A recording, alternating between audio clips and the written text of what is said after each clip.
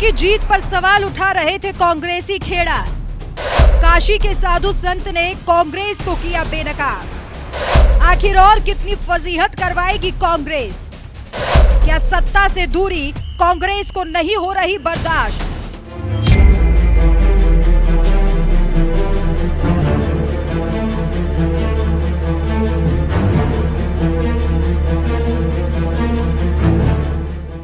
देश की सबसे पुरानी पार्टी कांग्रेस आजादी के बाद से ही लंबे समय तक सत्ता में रही है। ऐसे कम ही मौके रहे जब उसे लंबे समय तक सत्ता से दूर रहना पड़ा हो। लेकिन साल 2014 में जब प्रचंड मोदी लहर में कांग्रेस सत्ता से बाहर हुई तो फिर आज तक सत्ता में वापस नहीं लौट सकी। उसके लिए सत्ता का इंतजार लगातार बढ़ता ही जा रहा है और यही इंतजार लगता है अब उसे बर्दाश्त नहीं हो रहा। इसीलिए साल 2024 में हुए लोकसभा चुनाव के एक साल बाद राजनीति का एक नया शिगुफा छोड़ते हुए बीजेपी पर वोट चोरी कर सत्ता हासिल करने के आरोप लगाते हुए अभियान चलाने लगी। वोट चोर गद्दी छोड़।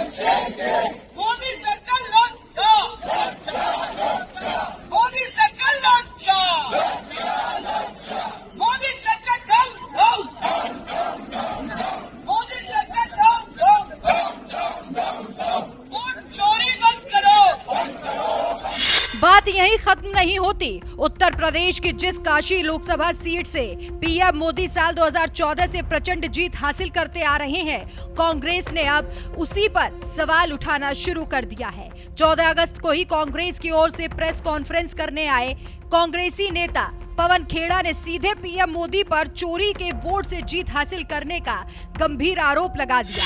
हम वाराणसी का इलेक्ट्रॉनिक वोटर लिस्ट की मांग कर रहे हैं। सबको यकीन हो जाएगा, हमें तो है, लेकिन कुछ लोग अभी भी बचे हैं जिनके मन में संशय है। उन्हें भी यकीन हो जाएगा कि एक बूस्टर डोज मिला था प्रधानमंत्री को। काउंटिंग के दिन आधे दिन तक प्रधानमंत्री हार रहे थे। नरेंद्र मोदी वाराणसी से चुनाव हार रहे थे। गंगा पुत्रों ने उनका इलाज कर दिया था, लेकिन एक बूस्टर डोज फर्जी वोटर्स का मिल गया। 150 मिनट तक काउंटिंग का कुछ भरोसा नहीं मालूम पड़ रहा था, कहीं सब कोई आंकड़े नहीं आ रहे थे। अचानक वापस से आंकड़े शुरू हुए और प्रधानमंत्री जीत की ओर अग्रसर हो गए। 1 लाख वोटों से जीते।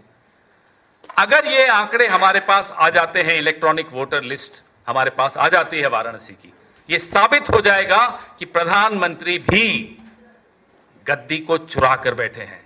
चोरी की कुर्सी है। वोट चुराया, चुनाव चुराया, कुर्सी चुराई, ये 3 चोरियां इस प्रधानमंत्री ने की। कांग्रेस नेता पवन खेड़ा अपने दावे को सच साबित करने के लिए लगे हाथ एक सो कॉल्ड सबूत लेकर भी आए और तंज कसते हुए आरोप लगाने लगे कि काशी में एक वोटर है राजकमल दास, जिनके नाम से ही समझ आ जाता है कि कमल का राज रहे, इसलिए वो बेचारे ऐसे दास बन गए कि 45 बच्चे एक वोटर लिस्ट में एक ही पते पर एक परिवार में जोड़ दिए गए। अब पता चला कि आपको ये घर घर मोदी कैसे जीते। वाराणसी में एक शख्स है राजकमल दास, नाम बड़ा गौर फरमाइएगा, राजकमल दास। 45 बच्चे हैं साहब उनके वोटर लिस्ट के हिसाब से। नाम से समझ में आ जाता है कमल का राज रहे, इसलिए वो बेचारे ऐसे दास बन गए कि 45 बच्चे एक वोटर लिस्ट में एक पते में एक परिवार के। अब पता चला आपको ये घर घर मोदी कैसे जीते। ये क्या है, हर हर मोदी ऐसे बने। हैरान मत होइए कि आज पूरी दुनिया में नरेंद्र मोदी जी का सम्मान क्यों खत्म हो गया। ये कारण है, सब समझ गए कि ये फर्जी चुनाव से जीते हुए फर्जी सरकार है। पवन खेड़ा को सुनकर ऐसा लग रहा है जैसे मानो उन्होंने काशी की वोटर लिस्ट से 45 बच्चों वाले एक वोटर को खोजकर बड़ा तीर मार लिया हो। मगर मजे की बात तो ये है कि पवन खेड़ा पूरी प्रेस कॉन्फ्रेंस में राजकमल दास बोलते रहे, जबकि वोटर का असली नाम रामकमल दास है। और दूसरी बात तो यह है कि जिन 45 वोटरों के पिता के नाम की जगह राजकमल दास लिखा है, उनके बच्चे नहीं शिष्य हैं, जिसके बारे में अखिल भारतीय संत समिति के महामंत्री स्वामी जितेंद्रानंद सरस्वती ने विपक्ष को अच्छे तरीके से समझा दिया।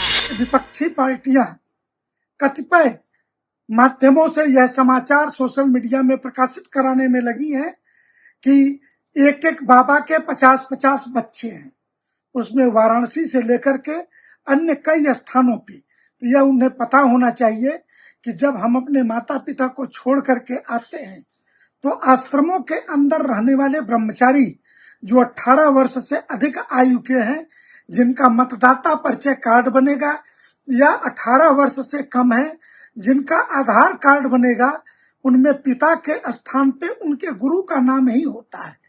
यह सनातन हिंदू धर्म की परंपरा है। योगी आदित्यनाथ जी के पिताजी कोई और हैं, परंतु आधार कार्ड में उनके पिता के स्थान पर उनके गुरु का नाम महंत अवैधनाथ जी ही चढ़ा हुआ है। उसी प्रकार हमारे भी गुरु का ही नाम है। और इस देश में लाखों लाखों जो नागा सन्यासी बनते हैं, उनके आचार्य अथवा उस परंपरा के अखाड़े के देवता का नाम उनके पिता के नाम के स्थान पर चढ़ता है। जिस तरह से कांग्रेस ने रामकमल दास जैसे साधुओं को निशाना बनाने की कोशिश की है, उस पर स्वामी जितेंद्रानंद सरस्वती इस कदर भड़क गए कि कानूनी कार्रवाई पर भी विचार कर रहे हैं। यह एक भद्दा मजाक और मीडिया के एक वर्ग के द्वारा सनातन हिंदू धर्म को बदनाम करने का षड्यंत्र है, जिसको अखिल भारतीय संत समिति कतई बर्दाश्त नहीं करेगी। हम कानूनी हल्के में इस पर कानूनी कार्यवाही करने पर भी विचार कर रहे हैं। उन सभी के विरुद्ध एफआईआर कराने पर जिन्होंने सनातन हिंदू धर्म और संतों की छवि को नुकसान पहुंचाने का कार्य किया है, इनके विरुद्ध मुकदमा दर्ज कराने से लेकर चुनाव आयोग को भी ज्ञापन देकर के प्रदेशों के अंदर कि इस प्रकार के षड्यंत्र जो सनातन हिंदू धर्म और हिंदू धर्माचार्यों को बदनाम करने के लिए ये षड्यंत्र किए जा रहे हैं, इस पर तत्काल कार्यवाही की मांग अखिल भारतीय संत समिति करती है। ये बात तो हर हिंदू जानता है कि सनातन धर्म में आश्रमों में रहने वाले विरक्त शिष्य अपने पिता के स्थान पर गुरु का नाम ही लिखते हैं, लेकिन शायद कांग्रेस प्रवक्ता पवन खेड़ा को इस बात की जानकारी नहीं रही होगी, इसलिए उन्होंने रामकमल दास के मामले को मुद्दा बनाने की कोशिश की, जिन्हें काशी के अभिराम दास ने भी गुरु और शिष्य परंपरा को अच्छी तरीके से समझा दिया। पहली बात तो यह है कि लिस्ट में यह नहीं है कि एक पिता के 45 पुत्र हैं। बात यह है कि अभिभावक के नाम में 45, और यह भारत की परंपरा है। पूरे भारत में जहाँ जहाँ पर विरक्त शिष्य होते हैं, शिष्य दो तरह के होते हैं, एक विरक्त शिष्य, एक गृहस्थ शिष्य। विरक्त शिष्य का मतलब यह हुआ कि जिन्होंने अपना घर बार परिवार माता पिता गोत्र छोड़ करके और मठ में रहने के लिए आ गए, वैसे शिष्यों को विरक्त शिष्य कहते हैं। तो पूरे भारत की यह परंपरा है कि जो विरक्त अथवा संन्यास्त शिष्य हैं, उनके पिता के नाम के जगह गुरु का नाम लिखा जाता है। और संसद के द्वारा यह प्रस्ताव भी पारित हुआ है कि जिन जिन जो साधु हैं वो अपने पिता के नाम की जगह गुरु का नाम लिखें। पासपोर्ट आदि में दिक्कत आता था उस विषय में। तो यह लिस्ट एकदम सही है, लेकिन इसका यह अर्थ नहीं है कि गुरु जी के 45 औरस पुत्र हैं, बल्कि यह है कि 45 विरक्त शिष्य हैं। वैसे राम मंदिर में 200 विद्यार्थी रहते हैं और गुरु जी के पूरे देश में और विदेशों में मिला के लाखों शिष्य हैं। उन सभी लाखों शिष्यों के पिता के रूप में गुरु जी का नाम नहीं है। केवल वैसे शिष्य जिन्होंने अपना घर बार माता पिता छोड़ दिया, वैसे शिष्यों को जब दीक्षा दी जाती है तो उनका गोत्र भी बदल जाता है, अच्युत गोत्र कहलाता है, और इस तरह से उनके माता पिता का भी नाम बदला जाता है। अब वो अपना घर छोड़ कम से कम काशी के साधु संतों की बात सुनकर अब कांग्रेस को समझ में आ गया होगा कि क्यों राम कमल दास 45 वोटरों के अभिभावक है। लेकिन इसके बावजूद अगर कांग्रेस समेत उनके समर्थक इसे मुद्दा बनाते हैं तो आप समझ सकते हैं कि उनका असली मकसद क्या हो सकता है। वैसे भी वाराणसी में बीजेपी की जीत और कांग्रेस की हार कोई नई बात नहीं है।